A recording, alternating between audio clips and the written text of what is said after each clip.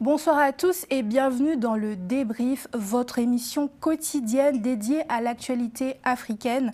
Chaque jour, nous faisons le point sur un sujet marquant du continent. Ce soir, je suis en duplex avec Monsieur Emmanuel Dupuis, président de l'IPSE, l'Institut Prospective et Sécurité en Europe. Bonsoir. Bonsoir.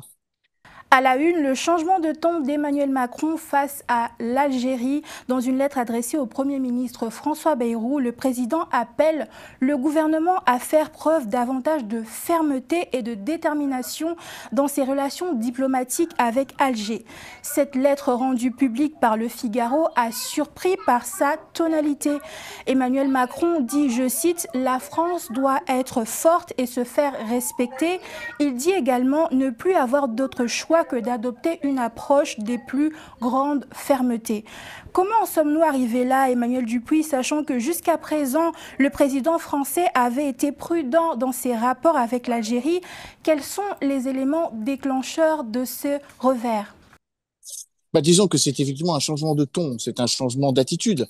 Le président Emmanuel Macron se montre plus déterminé à faire respecter un certain nombre d'accords qui nous lient à l'Algérie, et c'est de bon augure, car un certain nombre de ses ministres, notamment le ministre de l'Intérieur, Bruno Retailleau, l'enjoignaient de le faire depuis de longue date. Le président Emmanuel Macron prend sans doute acte de la fin de non-recevoir de l'Algérie par rapport à un certain nombre de cas emblématiques. L'emprisonnement de Boualem Sansal depuis novembre dernier pour atteinte à l'unité de l'État, et puis plus récemment Christophe Glaise qui a été arrêté en Kabylie pour atteinte à la sûreté de l'État et apologie du terrorisme. On voit bien qu'il y a une tension très particulière qui s'est accélérée durant les derniers mois et d'une certaine manière, la position française revient à faire respecter le droit et un certain nombre de protocoles qui nous lient au gouvernement algérien.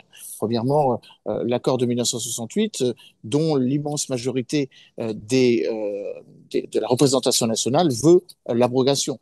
Et puis, encore plus récemment, c'est indiqué dans la lettre que le président de la République a adressée au Premier ministre François Bayrou, la suspension de l'exemption des visas pour le personnel diplomatique et consulaire. D'une certaine façon, le président Emmanuel Macron se met au diapason d'un certain nombre de ses ministres qui s'offusquaient de l'exemption que nous avons eue jusqu'à présent, ne mettant pas suffisamment de pression vis-à-vis du gouvernement d'Alger. Alors, il faut aussi avoir un élément contextuel.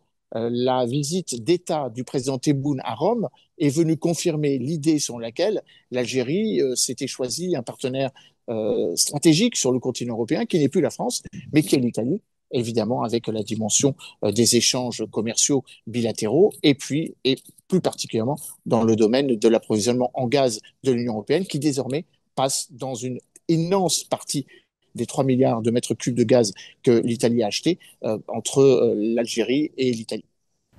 On peut dire que Bruno Retailleau se réjouit de ce changement de ton. Est-ce qu'il est satisfait aujourd'hui?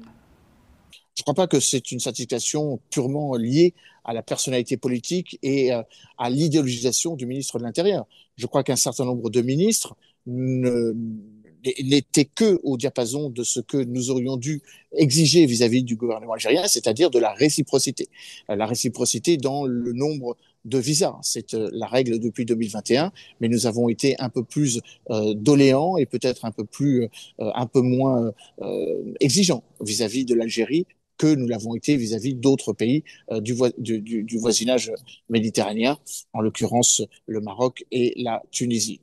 Deuxième élément, la question des OQTF, donc les obligations de quitter le territoire français, dont on sait pertinemment que l'Algérie récuse le nombre de personnes qu'elle devrait obligatoirement, statutairement récupérer sur son territoire.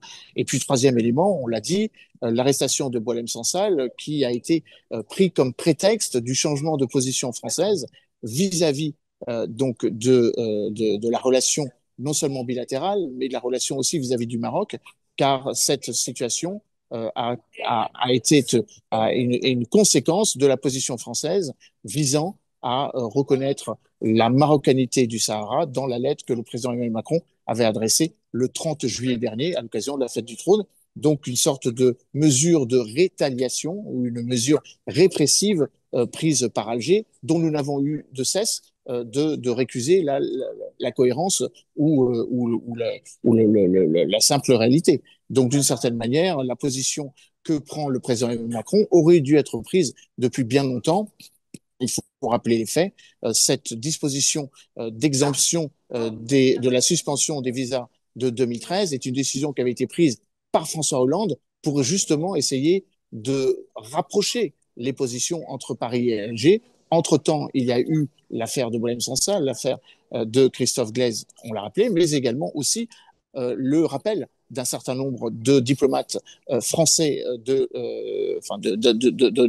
diplomates algériens de Paris et de diplomates français d'Alger, et puis aussi le fait qu'il y ait la non-conformité sur un certain nombre de dispositifs, notamment des dispositifs liés à l'ouverture de consulats algériens sur le territoire national.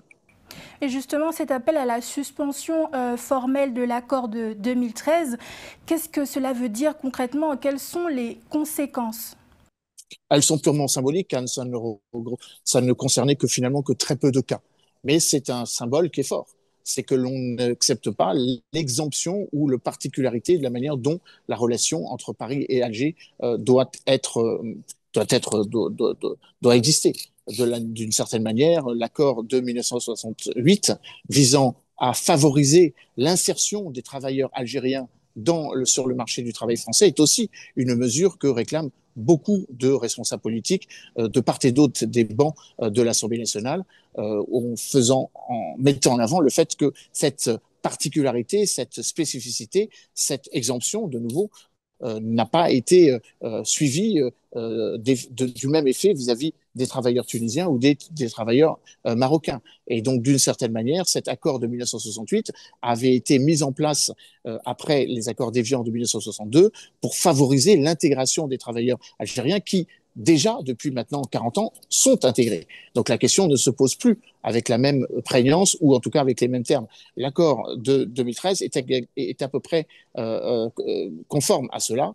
C'est un accord, une suspension donc de privilèges diplomatiques dont jouissaient les diplomates en exercice ou les anciens diplomates en exercice, notamment le corps consulaire, mais ça ne regroupe pas plus d'une cinquantaine de cas.